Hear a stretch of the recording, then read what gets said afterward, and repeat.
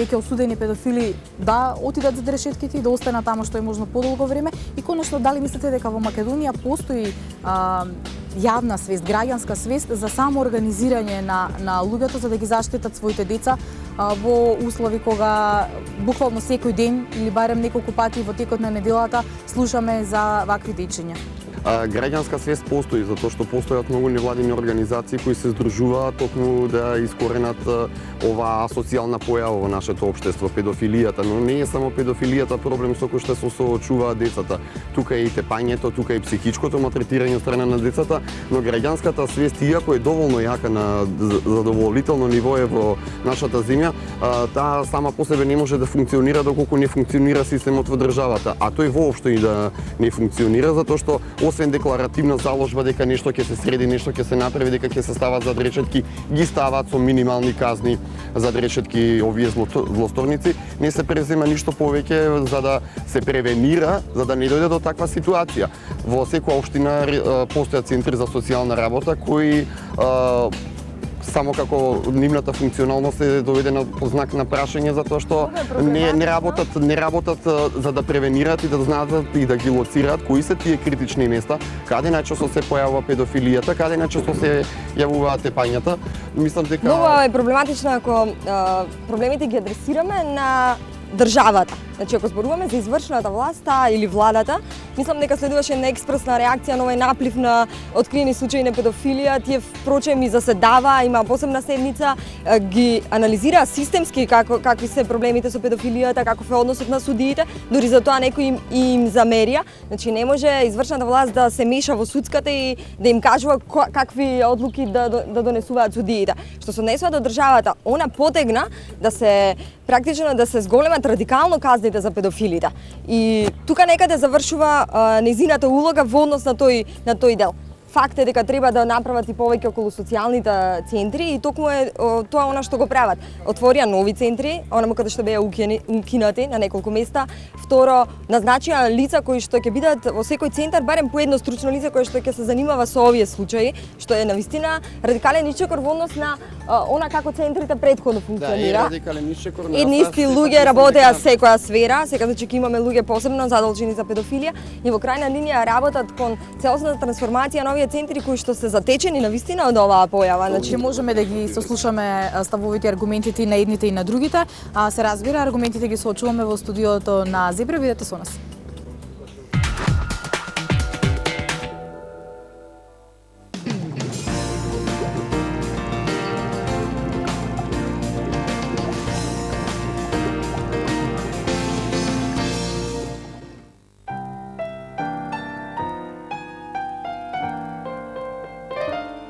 Со новата услуга Паметно штедење, користите го вашиот штеден депозит како кредитен лимит за вашата картичка.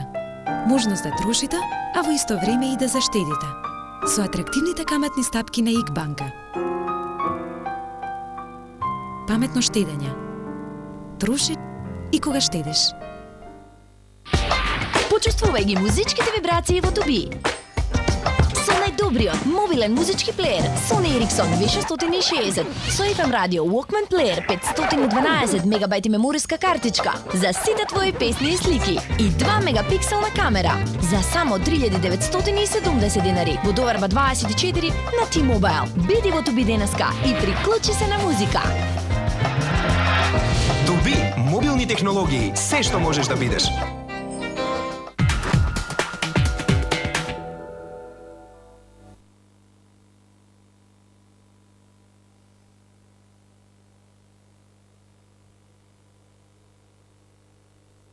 Добар ден и добродојдовте во новото издание на Зебра. Се почестиот број на случаи на сексуално злоупотребување на малолетници. Заштитата на децата и санкционирањето на педофилите е темата со која ќе се занимава Зебра денеска. Мои гости се господинот Спиро Ристевски, заменик министер за труд и социјала, и господинот Саша Димовски, новинар и автор на емисијата Суд, која покрива криминални случаи. Добре дојдовте во Зебра. За почеток морам да ве прашам, многу често слушаме во последно време, во последниве неколку години за ваков тип на случаи, значи за сексуална злоупотреба на малолетници. На што се должи тоа за разлика од изминативе децении? Дали бројот на случаи на педофилија е поинтензивен, значи вакви работи се случуваат многу повеќе, или пак може би луѓето, односно жртвите на злоупотребата имаат повеќе храброст и почесто истапуваат во јавноста? Повелете. Добро, најпрво благодарам за поканата и исклучително ми е драго што за една ваква сензитивна тема конечно се создава слика во Република Македонија, се почнува јавно да се говори, затоа што токму првото ваше прашање јас ќе го искористам за да го одговорам и да се заблагодарам за тоа што се дискутира за ваква една тема. Се почестото појавување на ваквите случаеви во јавноста не значи дека интензитетот на овие случаеви се зајакнал во изминативе неколку години. Значи оваа појава постои и ќе постои и ние треба интензивно да работиме, да се соочиме со нејзе како асоцијална појава во Република Македонија и сметаме дека, зборувам значи како институции на системот и како држава, дека во дадениот момент овој интензитет со кој што се појавува посебно во медиумите и во делот од постапките кои што се водат е како резултат на зголемување на свеста кај самите лица, жртвите, кај самото семејство, затоа што тоа е еден од основните проблеми во Република Македонија, воопшто во целосно во општеството и на светски план, а тоа е фактот што голем дел од жртвите на сексуалната злоупотреба, самите деца, го кријат таквото дегенеративно однесување на постарите и сметаме дека само доколку јавно се говори за овој проблем и се повеќе се интензивира проблематикава, ние ќе успееме да се соочиме ќе се соочуваме со многу поголем број случаеви јавно, меѓутоа де факто само на тој начин ние можеме отворено да влеземе во битка со ова исклучителна асоцијална појава. Саша, ќе се согласите ли дека жртвите стануваат похрабри? Држат двете прашања кои ги зачна во двете тези во самиот дел од прашањето. Со развојот на глобалната технологија и пристапот до интернет, може би е поразвиена или има повеќе случаи сега затоа што многу лесно се доаѓа до порнографски материјал и снимки за злоупотреба на деца, така да тие кои се склони може би порано немале можност да дојдат и до материјали кои дополнително би ги поттикнале. Но во исто време и свеста кај децата посебно сега се развива. Ако забележите, нема ден да не пишува за тоа во весниците, нема ден да не пишува на телевизиите. Последниот случај од Австрија со Фрицел, мислам дека во многу нешта ја смени ситуацијата воопшто на светско ниво. Имаме случаи, значи, после откривање на тој монструозен чин, многу од жртвите се јавија, или да го земеме примерот од Русија, каде што ќерката која сватила што правел нејзиниот татко, го убива, гледајќи го преку примерот на Фрицел, значи што и се случувало на нејзината ќерка, дури тогаш стануваат свесни дека тоа што им го правел некој чичко, батко, тато и така натаму во фамилијата не било дозволено и не е добро. Значи, од една страна глобалната технологија, а од друга страна медиумите го направија сето ова, меѓутоа и санкциите кои во последно време се зборува, измени на законот и така натаму, во многу нешта придонесоа да се зборува за појавата. Го споменавте менувањето на законот. Ако не се лажам, минималната казна сега со промената на законот е 10 години, максималната е доживотен затвор. Да. Има ли досудена казна доживотен затвор за некој од сторителите до сега? Не, до сега нема. Еве јас ги гледав во текот на денешниот ден казните. Значи, доживотен затвор или најмалку 10 до доживотен е предвидено за кривично дело облјуба врз неимотно лице, полов напад над малолетник кој не наполнил 14 години, додека за сите други полов напад на дете од 4, најмалку 8 години е сега зголемена, значи дуплирана казната. Посредување во вршење проституција со деца беше до 5 години, сега од 5 до 10. Минимум 8, максимум 10 години ако делото е сторено од наставник, родител или посвоител. Значи станува овде збор за една посериозна квалификација на кривичното дело ако е направено од луѓе на кои им се доверени децата на чување, а имавме такви случаи, значи не е дека овакво тоа го немало, и доживотен затвор е предвиден и за кривично дело полов напад доколку од тоа настанат тешки последици, трајни последици или доколку чинот го извршиле повеќе лица или настапила смрт. Значи, апсолутно јас во оваа прилика би сакала да кажам дека Република Македонија во регионот, па и пошироко, води во висината на казните кои што се однесуваат на санкционирање на ваквите кривични дела за сексуална злоупотреба на децата. Неколку од кривичните дела кои што веќе има речиси завршен судски процес, ако не се лажам, беа вратени или паднаа на апелација, токму поради тоа недоразбирање од кога важи и како важи казната. Како важи? Значи, од моментот кога е направено делото, се смета дали е тој закон во сила или од моментот на промената на законот? Поблагиот закон кој бил во време на сторување на кривичното дело, секогаш важи за сторителот. Значи, не може да му се суди сега по новиот закон, доколку делото е направено условно пред 1.1. оваа година. Така да секогаш важи поблагата варијанта. Сега проблемот е тука што голем дел од судиите, барем според информацијата на Министерството за правда, досудувале релативно ниски казни, значи тоа било во оној дел на минимум на казната. Значи ако се пропишани минимум 4 години, се држале во рамките на тие 4. Значи треба да се види образложението на секоја пресуда, секој случај индивидуален. Дали станува збор за облюба, дали станува збор за физички контакт или само допирање, кој сте тоа го извршил. Иако Министерството за правда во една информација која доставило до владата, се наведени и низа пропусти кои ги правеле судиите или условно им прогледувале низ прсти, можеби рецидивистите, кои понатаму се јавуваат, треба да покажат дали судиите биле во право со тоа што досудувале минимум во казната или навистина треба да се оди со максимум, но не можеме да ги генерализираме сите дела додека не се види. Секој силување, секој облюба, секој напад полов на малолетник е различен сам по себе. Значи, ниту Министерството со пропишаните казни кои ги предложи или кривичниот закон не може се да дефинира во секој случај дека ќе имате доживотен затвор или 15 години и така натаму. Секој случај треба да се гледа. И сега во голем дел тука треба значи центрите за социјална работа да ја одиграат својата улога, бидејќи тие се јавуваат на судските процеси. Тука се невропсихијатрите кои го прават вештачењето и тие треба да посведочат за степенот на последиците кои ги трпи жртвата од таквиот чин. Значи дали станува збор за еднаш, дали делото се повторувало, дали тоа го правел родител, близок, во фамилија и така натаму. Замислете го последниот случај во Маđари, каде што татко силувал собствена ќерка која остана бремена и така натаму.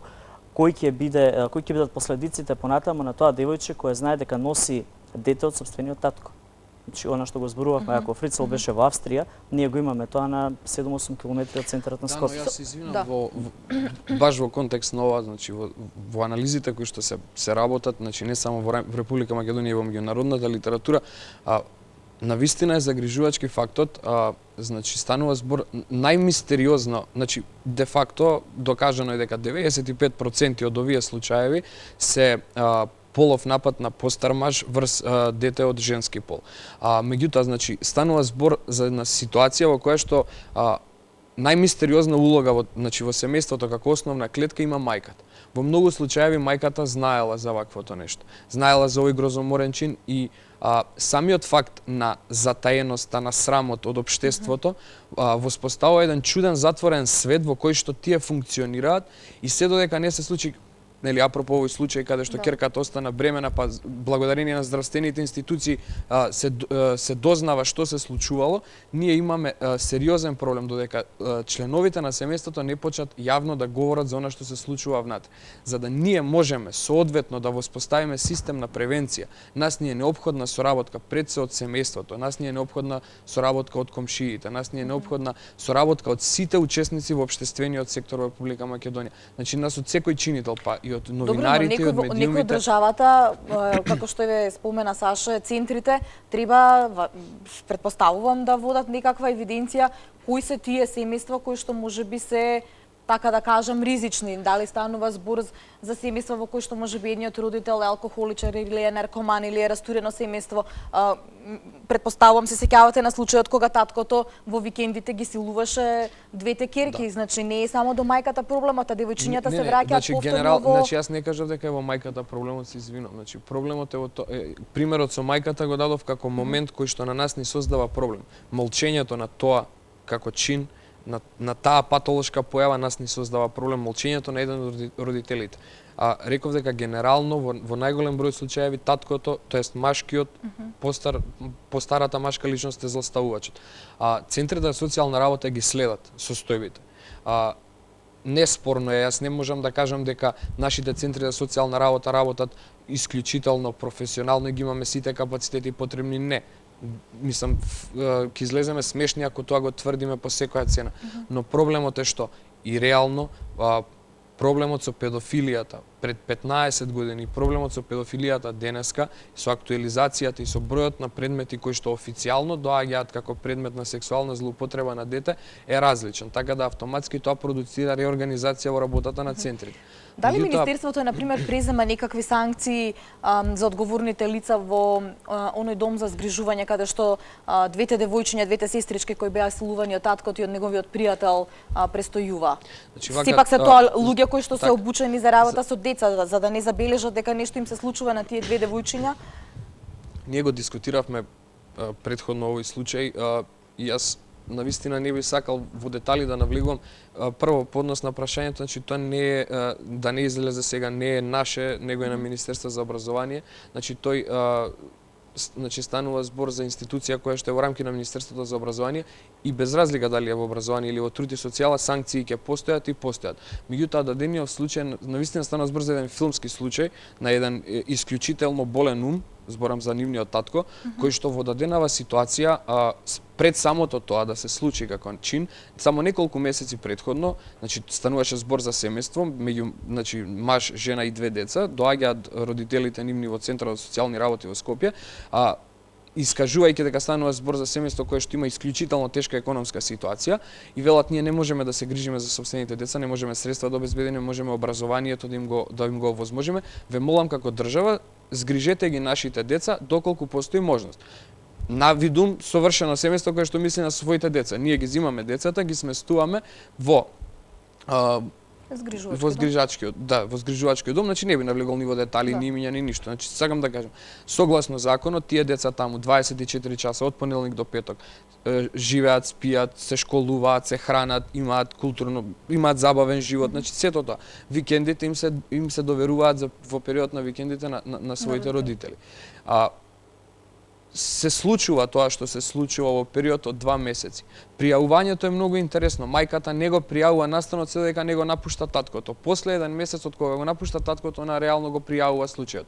Јас не велам дека нема пропуст, можеби кај дел од стручните служби. Секој доаѓање во понеделник во згрижувачкиот дом нели подразбира работа како секој возрасен човек што би направил со мало дете. Како си помина викендот? Како беше со твоите родители? Како беше дома? Се караат ли твоите родители? Да, но знаете, значи станува збор за една исклучително истравматизирана личност. Тие деца се деца кои што се карактеризираат со постојано чување на тајна. Значи навистина доколку нема физички показатели дека тоа дете било малтретирано или слично, тоа дете е под постојан стрес, тоа дете се штити на секој начин, тоа дете не дозволува да му допреш. Навистина, подготвувајќи се за емисијава, има една прекрасна формулација кога станува збор за психологијата со која што тие деца се соочуваат. Вели, дете кое што било жртва на полов напад, кој што било на педофилија, никогаш повеќе во животот нема да изгради доверба. Зашто? Затоа што неговиот родител, кој што бил поим за доверба, кој што бил поим за идол, нели, и безбедност, е оној кој што него му наштетува и тоа дете никогаш повеќе во животот нема да се отвори, да поразговара, затоа што постојано ја има онаа резерва која што му била нанесена како штета од страна на човекот или нели на родителот кој што требало да му биде на него основен двигател во животот. Ваквите случаи, ако дозволиш, или треба да бидат сериозна анализа за законски измени и надлежности многу поголеми на центрите за социјална работа, и тоа во целата превенција почнувајќи од вклучување на бракот, Свесни сме дека во сегашната ситуација ви можете да отидете во центарот или да се јавите по телефон и да добиете едно ливче кое се вика дека сте биле на предбрачно советувалиште, на потврда, со тоа да го склучите бракот, да влезете во целиот тој ризик кој го носи бракот, многу набрзо да се разведат. Имате веќе семејства кои многу рано едниот или другиот родител го напуштил семејството, го зема детето, го грабнување на малолетник и почнуваат сите тие работи, го дава, не го дава.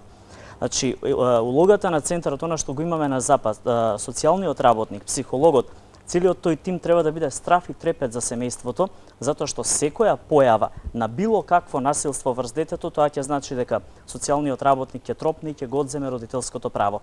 Не само во случај на сексуално насилство, туку веднаш. Ако така ги поставиме работите, значи тие центри добија одредени ингеренции, меѓутоа реално не располагаат со доволен број на кадри. Можеби Скопскиот е најголем, па има значителен број. Меѓутоа во внатрешноста, кубурат кои немаат правници, кои социјални работници, едва еден тим можат да состават или два, а контролираат толкава територија. Таквите измени да придонесат една цврста средина, за да ги спречиме, ако ништо повеќе, родителите да ги прават злоупотребите. Ако веќе не можеме да ги превенираме комшиите, пријателите и така натаму, другите чинители. Постои ли кај нас праксата на одземање на родителското право и од каде треба да потекне тоа? Од центрите, од судовите? Се случило ли такво нешто? Бидејќи, еве да речеме, под предпоставка дека овој човек ќе одлежи 10 години, па дури и 15 години затвор, после 15 години тој кога ќе излезе, неговите деца ќе бидат се уште, значи, под својата 25-30 година, може би дури да се вратат и да живеат под ист кров. Знаете како, родителското право е свето право, генерално земено. Во дадениве ситуации, кога правиме момент за оваа патолошка појава, апсолутно го исклучуваме тој генерално прифатен став, нели? Врската помеѓу родителот и детето, зашто монструмот во случајов не се однесува родителски спрема сопственото дете. Во Македонија се одзема родителското право. Имало случај? Де факто, да, имало. Мислам, ние само во 2008 имаме 40 случаи каде што имаме поведено постапка за одземање на родителско право. До крајот на 2008 беа 10 одземени, навистина него апдейтував податокот, меѓутоа се одзема родителското право. Центарот за социјални работи поведува иницијатива за одземање на родителското право, согласно сето она што претходело на конкретниот случај. Пример во дадениот случај, апсолутно тука веќе нема дилема дали ќе биде одземено родителското право или не, но станува збор за една исклучително чувствителна тема, затоа што повторно ќе кажам, не за секој тип на асоцијална појава ние можеме едноставно да поведеме постапка за одземање на родителското право. Кога станува збор за сексуален полов напад врз малолетник од страна на родителот и слично, апсолутно тука нема дилема. Не е секогаш само функцијата на Центарот за социјални работи основната. Значи, искрено, тука е неопходна соработката со невладиниот сектор. Меѓутоа, едуциран невладин сектор. Затоа што стана збор за исклучително чувствителна тема. Самите невладини организации мора да бидат исклучително добро подготвени за начинот на кој што ќе ги водат дел од кампањите, со кој што ќе помагаат на државата. Од друга страна, медиумите, исклучително еден од клучните фактори во целата оваа борба. Со сиот респект не би сакал ниту еден медиум да обвинувам, но мислам дека се претерува со начинот на кој што се објавуваат вестите. Може да биде за нијанса повнимателно, затоа што имаме еден исклучително лош процес. Имаме, тоа се нарекува виктимизација повторна на жртвата. Таа жртва ние со таквиот прилог, каде што, пример, ќе ја прикажеме грмушката или ќе ја прикажеме задниот дел од куќата, кој што, ете, во многу помали места во Република Македонија точно се знае која тоа семејство и чија е таа куќа. Тој град веќе точно знае која е жртвата, кој е детето. Тоа дете веќе никогаш нема да може да се да излезе од тоа, да, од целиот тој проблем и автоматски ние имаме реален проблем. Во овој момент сакам да направиме мала пауза и да го погледнеме прилогот кој го подготви Игор Ивковиќ и потоа да коментираме за неговите аргументите на неговите соговорници. Еве го прилогот.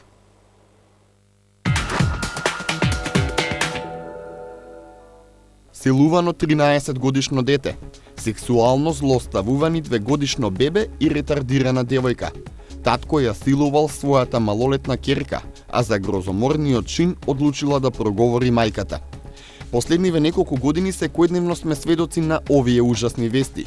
Но не дека тие сега се случуваат, туку жртвите и членовите на семејствата чии деца се злоставувани станаа храбри да ги пријава злосторниците. За жал многу деца оваа траума ја не само што ја доживува многу тешко и болно, туку и за неа мораа да молчат.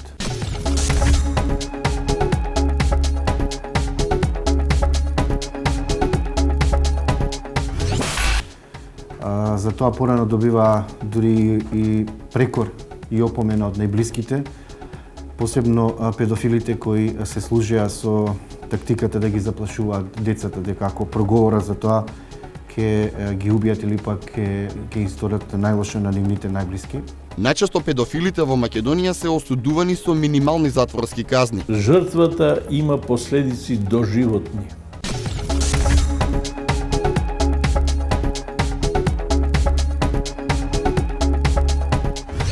И тоа, дури кога се прави некоја градација, се мисли дека не е толку на физичката повреда, колку психичката што останува до крај. Ако он може самостојно да казни една индивидуа доживотно со сета нејзина блиска околина, тогаш неговата казна од 10 до 15 години би рекле дека е премала. Нормално дека е зачудувачки колку мали казни се изрекуваат.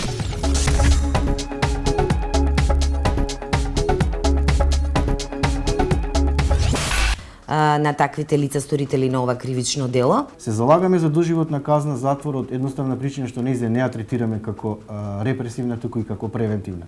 Бидејќи педофилите во 90% го повторуваат делото, да подлежат на доброволна хемиска кастрација со вградување на микрочипови за да бидат постојано под надзор на полицијата, за да точно знаат каде се движат, да не бидат во близина каде што се згрижени децата.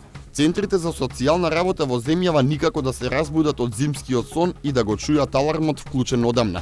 Ниту водат евиденција на ризични семејства, проблематични родители, ниту пак кога имаат случаи на малтретирани деца, не знаат соодветно да реагираат. Центрите за социјална работа имаат доволно увид во тоа кои семејства, еве ќе тргнам, значи од оние семејства кои што се дисфункционални, каде што може да постои, значи плодно тло да се случи оваа повреда на правото на детето.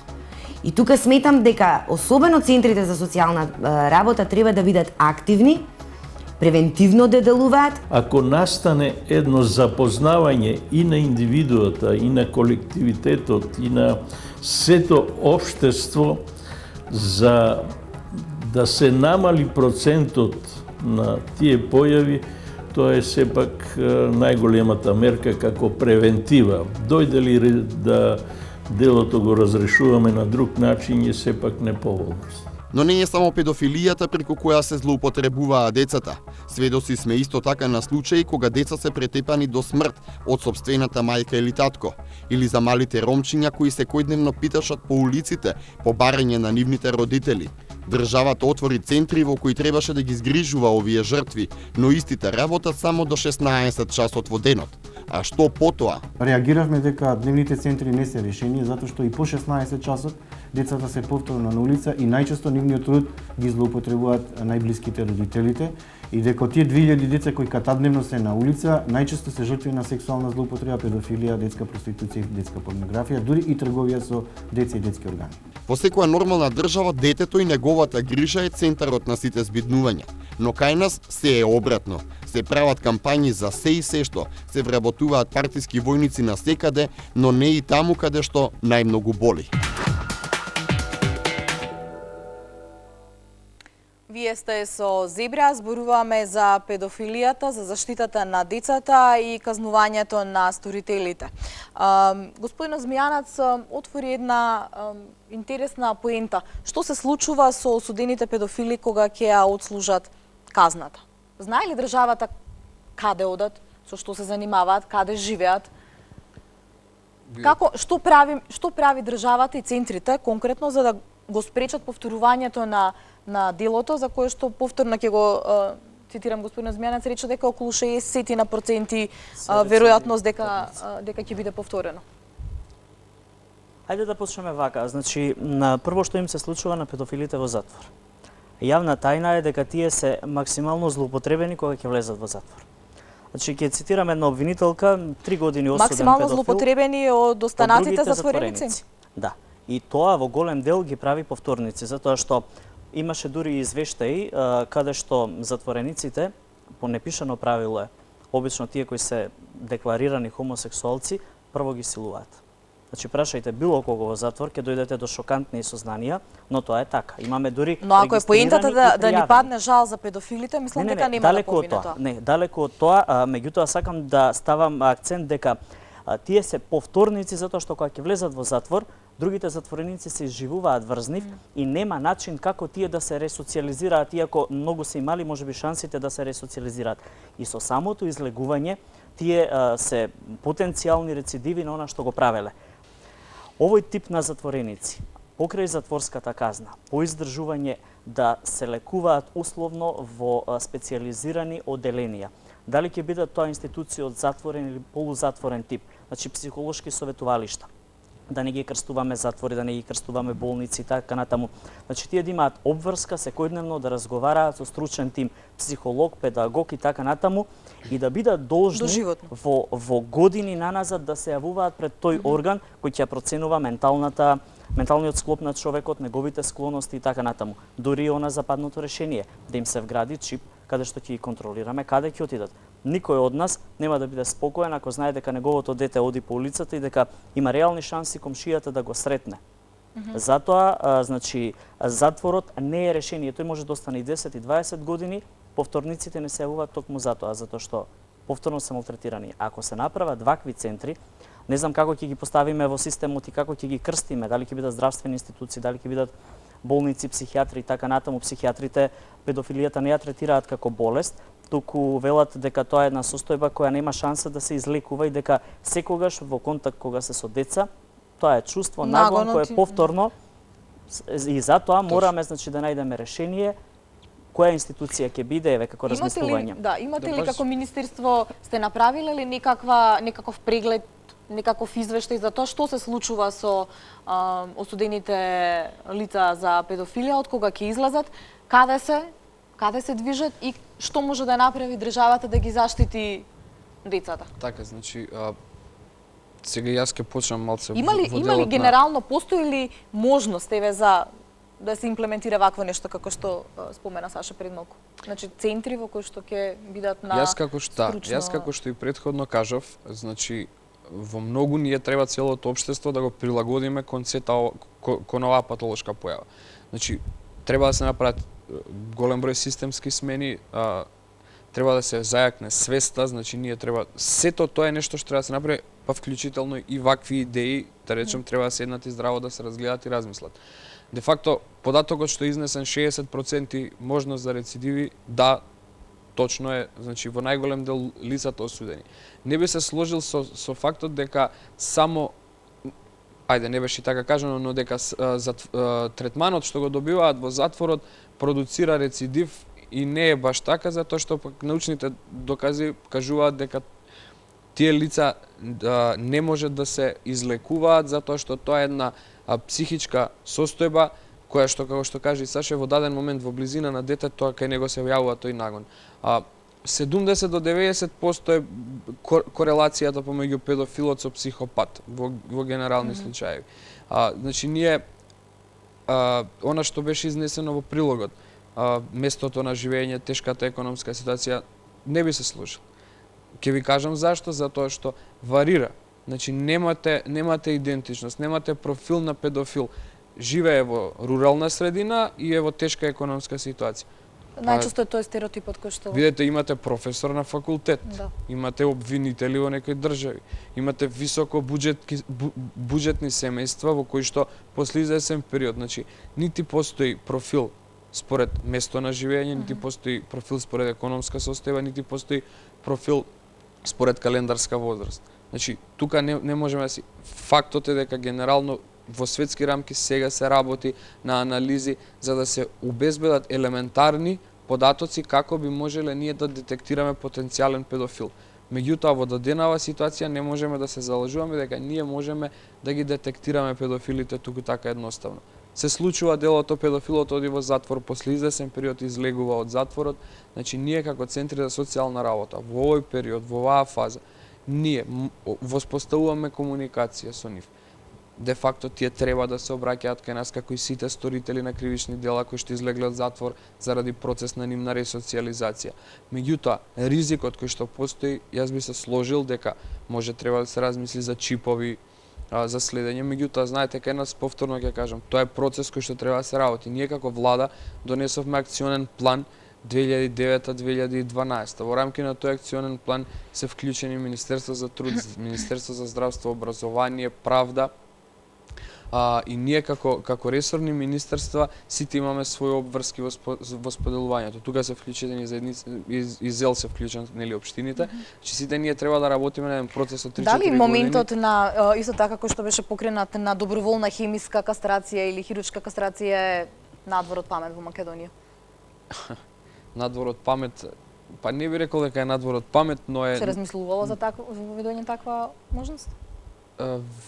Видете, јас сега конкретно, ако ме прашате, лично сум размислувал за многу, зашто станува збор за една исклучително лоша состојба. Значи, меѓутоа навистина станува збор за ќе добиете после се добиваат нели реакции за нарушување на основните човекови права. А човековите права на детето? Да, се сложувам. Мислам, од аспект на дискусијата се сложим. Ева Чешка беше сега актуелна пред неполни 2-3 месеци баш околу хемиската кастрација, каде што и покрај доброволното нели изјавување го спореа доброволноста на потпишаните изјави и тоа баш имаше забелешка официјално од Европската комисија во делот на нарушувањето на човековите права.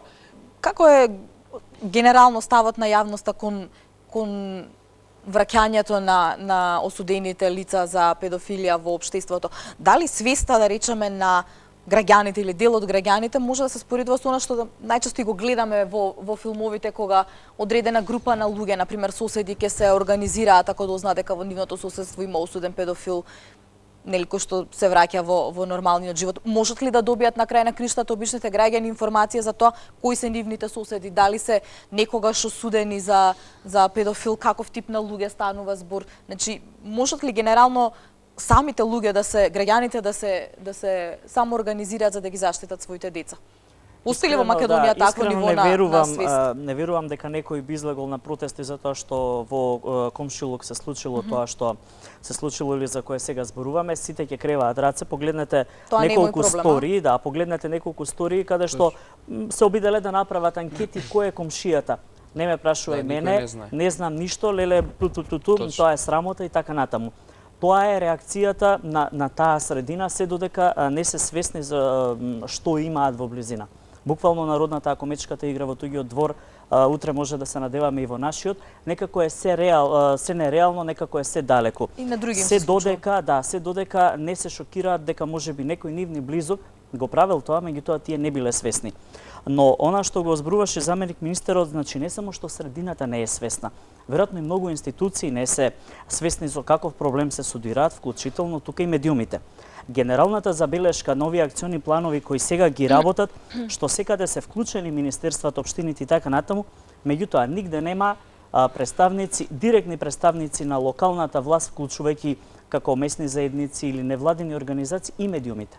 Значи најголемата грешка, за медиумите. Еве го па ќе докажете. Значи медиумите се дел од акциониот план. Еве, се извинувам. Не, со директен. Значи со директен ќе продолжете ќе ви кажам. Да одиме, значи со директни, сите прават семинари, сите прават обуки, меѓутоа никој не организирал, во пракса никој не организирал една тркалезна маса на неформален состанок на кој што ќе бидат воспоставени некакви контури на правила на информирање, значи дали ова што го зборуваше претходно заменикот за реакциите, за презумпција на невиност и така натаму, дали јас да се грижам дали ќе го препознаат силувачот или да ги алармирам дека во нивното место има и се случило тоа, да ги заштитиме децата жртви или да го заштитиме сторителот. Да, презумпција на невиност точно и за едните и за другите.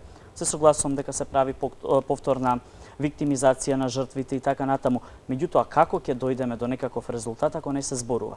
Еве ги последните податоци денеска добиени од Скопското обвинителство како најголемо. Значи за полов напад на дете и родосквернавање во минатата година 2008 8 пријави има поднесено, една е отфрлена. Тоа значи дека или жртвата се предомислила во текот на постапката или не била доволно добро напишана пријавата, значи обвинителот ја отфрлил веднаш. Едната паднала, 4 се во истрага, 2 акти само има по завршување на истрагата, нема пресуден случај. Во 2009 досега, значи, во овие месеци 4 пријави, 2 се во истрага, 1 е обвинителен акт, една е повторно отфрлена. Значи, за 2 години имаме 2 пријави од овие 8 и 4 од 12, 2 се отфрлени. Повторно доаѓаме дали системот е доволно подготвен, не е само да ја напишете пријавата, треба да ја подкрепите со докази, да ја процесуирате и на крај крајава кога ќе дојде пресудата навистина да биде образложена. Се судираме и со проблемот во судска постапка. Законот за кривична постапка регулира дека постапките се затворени за јавност, таму каде што има малолетник, се штитат правата и така натаму, моралот на учесниците во целата постапка, но пресудата мора да биде јавно објавена во оној дел за санкцијата и така натаму. Причините што довеле, Советот има право да исклучи јавноста, да не ги кажува, па да излегува во јавност што му правил на детето, колку и така натаму. Но нашите суди амблок се затвораат. Апропо, значи превенцијата, некако се зборуваме што се случува отпосле, значи и со сторителот и со жртвата. Постои ли некаква програма во која се разговара со деца, значи генерално со сите деца, како потенцијални жртви на педофилија, за тоа како да препознаат, например, непристојни допири или како да се отворат, кому да кажат, каде да пристапат, што треба да направат. Мислам, поентата на самото прашање е во тоа што ние мораме навистина да имаме во предвид дека станува збор за дете. Секое дете не смееме да се доведеме во ситуација на хистерија, да создаваме сега и една состојба во која што ние семејствата би се плашеле да ги пуштат своите деца на улица. Меѓутоа, од друга страна, да, неопходни се тие програми кои што се утврдени, затоа и реков, направени се тие интерресорски тела кои што ќе соработуваат меѓусебно. Она што го изнесе Саша, апсолутно се сложувам. Значи, неопходно е вклучување на тие единици на локална самоуправа, затоа го спомнав Министерство за образование.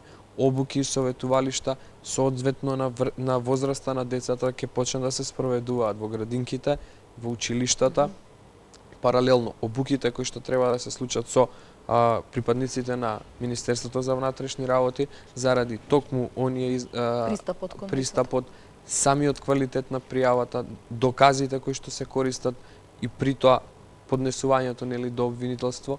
Меѓутоа треба да имаме во предвид и факт дека кај нас се уште и онаа пракса неопходна по определени вакви предмети не е доволна. Јас не би сакал да кажам дека ние треба да имаме еден куп случаи за да дел од истражните суди добијат пракса па да утврдат дали на сторителот треба да му се изрече мерка притвор или не. Меѓутоа ризикот од влијание врз сведокот, зашто повторно ќе кажаме дете, кое што се плаши, кое што може би е силувано од својот родител, кој што доволно е да го види, да го погледне и да не може ништо да одговори и да го промени исказот, е сосема доволен проблем за да нас не се случи не едно, можеби 5 дела да ни паднат уште пред да влезат во било каква постапка судска. Де факто, значи, пример, во дискусии со службите, ми раскажа еден пример, сепак јас сум помлад, меѓутоа, што се случило пред 20 години. Жена која што, и ова интересен податок, дека се извинувам вака, но 55% од девојчињата жртви на сексуален напад, полов напад, имаат можност, значи, се предвидува дека ќе почнат да се бават со проституција. Проститутка која што била испитувана, соопштува на свој 40 години дека она била злоставувана како дете од таткој и кажува дека нејзиниот татко работел како кондуктор, ова зборам за Република Македонија. И она избегала од дома. После 10-15 години патувајќи со воз, она кога и да го видела својот татко како се качува во возот, она рипала од возот, од самиот страв да не се соочи во погледот со него, а не нешто повеќе. Така да, значи, таа неопходност пак и во тој дел, во делот на обвинителството, судовите, на соработката исто битна колку што е битна и едукацијата на самите деца, од што треба да внимаваат, на што треба да внимаваат, на какво однесување треба да бидат внимателни и последно медиумите, она што го кажа Саша, за тоа го оставив на крај. Апсолутно се слагам со тој пристап. Дискусија, создавање на еден кодекс врз основа на кој што, Ке се како што третира кажавме, тој не тип на цензура, него кодекс кој што ќе се постигне како став, како разбирање помеѓу медиумите и државата по однос на оваа тема. Океј, момци, сериозен е проблемов.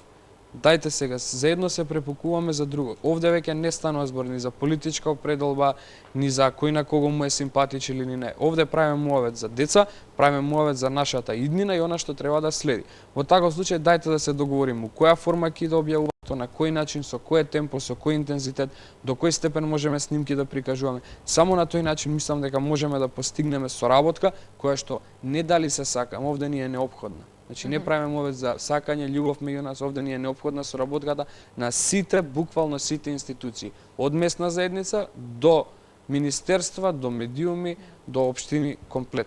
Добро, некаде на оваа линија е и Маја Баталевска со незиниот прилог и со аргументите кои што ги имаат незините соговорници.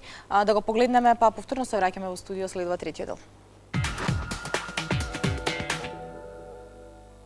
Кога пред една година папата јавно се извини за сите сексуални злоупотреби што католичките свештеници ги извршиле врз млади момчиња, падна и официјално последното табуизирање на педофилијата.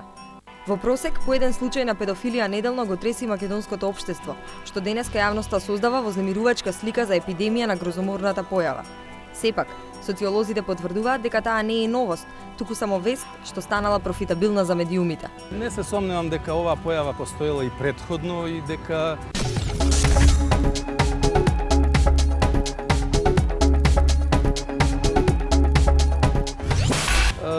провејувала и во разни средини. То сигурно дека не се појавува сега најнаш и во моментов, нека тоа траело, меѓутоа она што, ако може нешто да се каже дека радува целата ситуација, дека има свесност.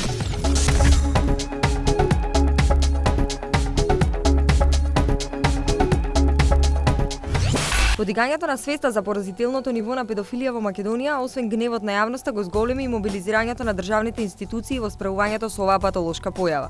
Педофилијата е првото кривично дело досега, за кое една македонска влада со заклучок на седница побарала да се истражи. Дојдовме до сознание дека за кривичните дела што се однесуваат против половата слобода и половиот морал, особено кога се во прашање жртви малолетници, дека и запретените казни во кривичниот законник се доста на ниско ниво.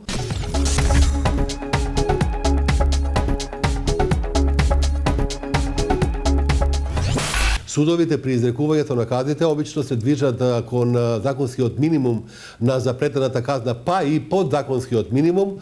Таквата војна што владата ја објави на педофилијата резултираше со драстично зголемување на казните за сексуална злоупотреба на деца и воведување казна доживотен затвор. Во кривичниот законник за прв пат се пропишува казна доживотен затвор, а за основните облици на извршувањето на кривичните дела предвидовме минимум казни од 10 години, 8 години, зависно од тоа за кој облик на кривично дело се работи. Јас имам изречено една казна од 15 години. Тоа е овој случајот со двете малолетни деца, што родителот ги злоставувал. Имам изречено и друга пресуда, друга казна во една пресуда со 9 години. Со оглед дека има запретена многу висока казна, најчесто сторителите при откривањето завршуваат во притвор. Со оглед на значењето и актуелноста на овие предмети, не само што судот сака да ги убрза овие процеси, него и самата постапка наведува кон тоа и самиот случај да овие предмети брзо завршуваат. Иако социјалните центри засега остануваат најслабата алка во системот за справување со педофилијата, државата предвидува нивна трансформација и воведување двократно работно време. Од сите директори е побарано да определат лице кој ќе посети соодветна обука и што е многу важно, тие ќе бидат посочени како лица кои што ќе бидат достапни на останатите системи кои го третираат овој проблем, особено на органите на МВР. Сега за прв пат ќе распишеме конкурс за SOS линија, која што може да се пријави евентуално потенцијална опасност со злоставување. Рекордни над 110 милиони денари годинава се издвоени за реализација на акционен план за превенција и справување со педофилија, на чија реализација во моментов работат 5 министерства. На 30 јуни 2009 година ќе почне да се применува законот за малолетничка правда. Едно лице кое што ќе биде осудено за ова кривично дело, кога ќе излезе од затворот, кога ќе издржи казната, буквално да биде првата адреса на која што ќе се треба да се јави, треба да биде на Центарот за социјална работа. Се предвидува во Република Македонија да се основа државен совет за малолетничко престапништво и општински совети. Сепак, дека ни најразвиените земји не можат докрај да ја добијат битката со ова застрашувачко зло, потврди случајот со австрискиот монструм Фрицел, кој 24 години ја силувал својата ќерка. Битката со педофилијата е битка со стравот, срамот да се проговори, со предрасудите и ниското ниво на свест, со нереформиран систем на социјални институции, битка за обучени високоморални професионалци и ригорозни законски казни. По долги години пасивност, таа битка во Македонија што туку започна.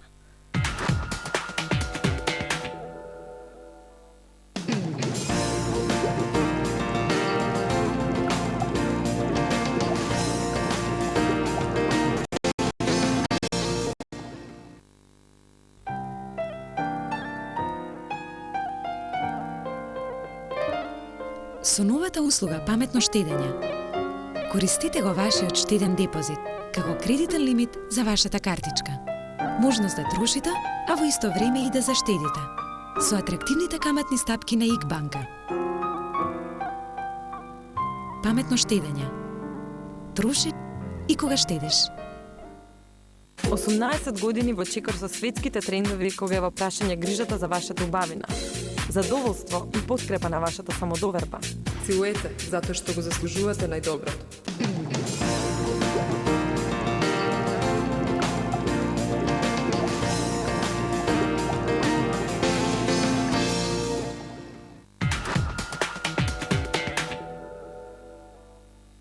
Зборуваме за педофилијата и начинот на кој може да се заштитат децата. Ова е третиот дел од емисијата. За прашањата на Иво и на Маја. Добро вечер. Добро вечер и од мене.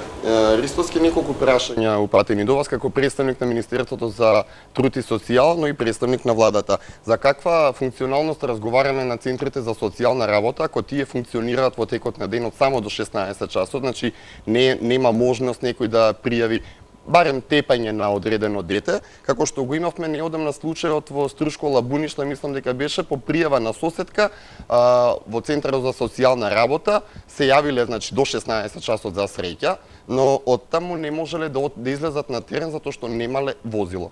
За што станува збор? Зошто центрите не работат во две смени?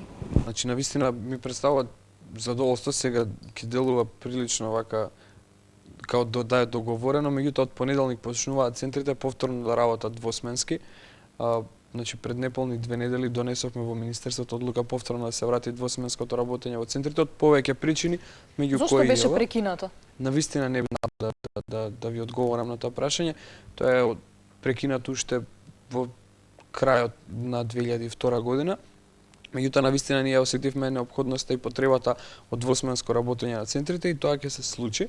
Значи тоа почнува сега од мај месец, значи како што си е во овој нов месец и мислам дека ние нема да имаме проблем. Колку можеме многу службите кои што неопходно се потребни да функционираат двосменски ќе функционираат и навистина очекуваме да се подобри многу квалитетот на услугите кои што ќе ги даваат центрите за социјална работа во периодот што следува.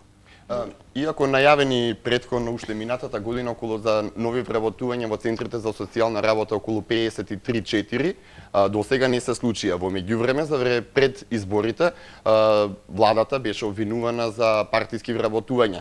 Зошто и покрај тоа што станува збор за алармантни случаи, значи за заштита и грижа на децата, до сега не се реализирани овие вработувања? Значи, Факт е дека се соочуваме со една криза, имаше една изборен процес во кој што имаше определена забрана, но владата има приоритети, ова е еден од приоритетите и тука нема да има проблем во тој дел.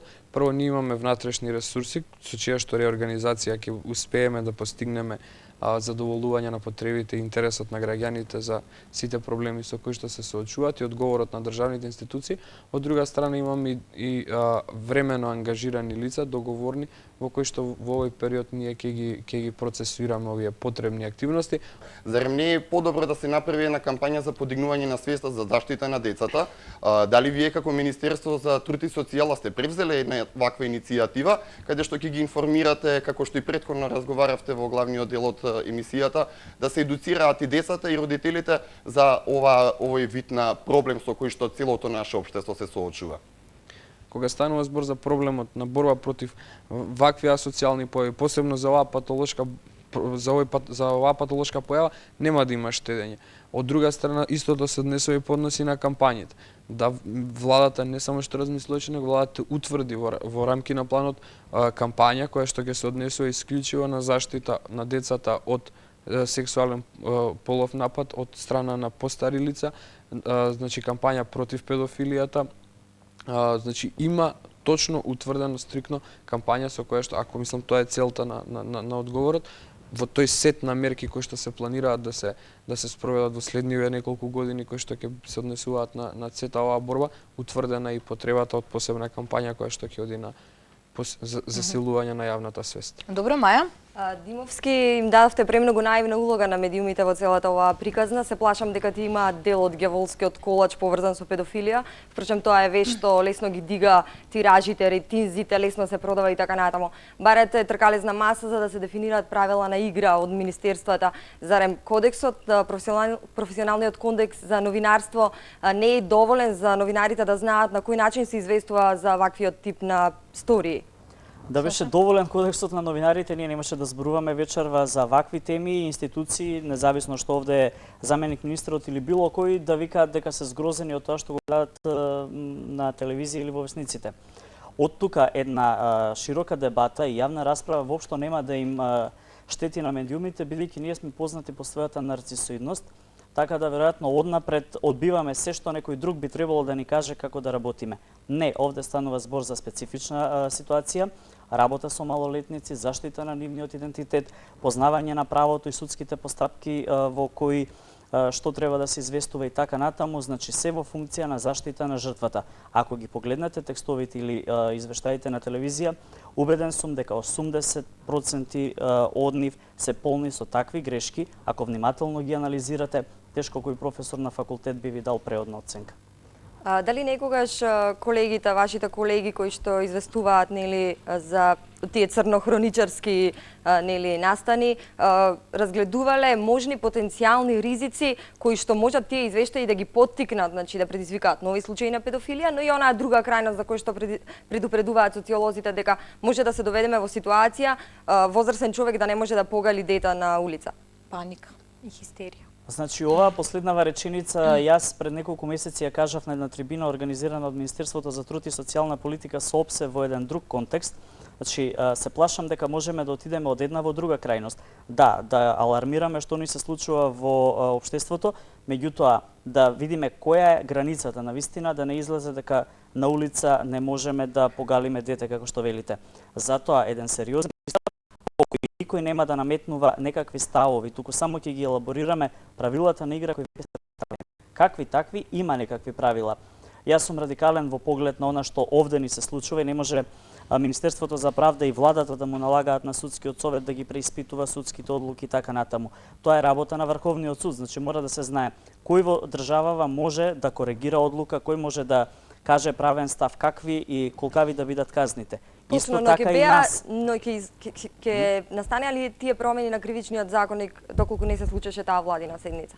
И доколку владата не покажеше таква проактивност на темата педофилија, односно заштита од појавата? Целта ги оправдува средствата, меѓутоа мора да внимаваме и целта и средствата да не се претворат во оружје кое после не може па никој да го контролира. Оти влегуваме во една сива зона која може да не одведе од една во друга крајност. Не значи дека ако некој не работи, тој на кого не му е работа да се плетка таму, па на крај како што велат повеќе мајки килаво дете. Добро, Тоа беа вашите прашања. Во секој случај, тука сме некаде пред крајот на емисијата. Саша Спиро, јас ви благодарам за гостувањето во емисијата. Ви благодарам и вам, почитувани гледачи. Сакам само да потенцирам дека со ова не ја завршуваме темата. Напротив, значи, се надевам дека ја отвараме темата на педофилија, дека наскоро ќе успееме да ги тргнеме сите стереотипи кои што ја обкружуваат, и сакам да кажам дека грижата за децата, не само вашите, не само оние кои што сте ги родиле или кои што се во вашето семејство, туку грижата за сите деца, не и на државата и на институциите. Обидете се, направете и вие нешто индивидуално за нив, обидете се барем да ги заштитите и да им направите да се чувствуваат безбедно. Тоа е всушност, мислам, главната обврска на секој кој што може за себе да каже дека е возрасен. Во секој случај ви благодарам што бевте со Зебра и се гледаме следната сабота.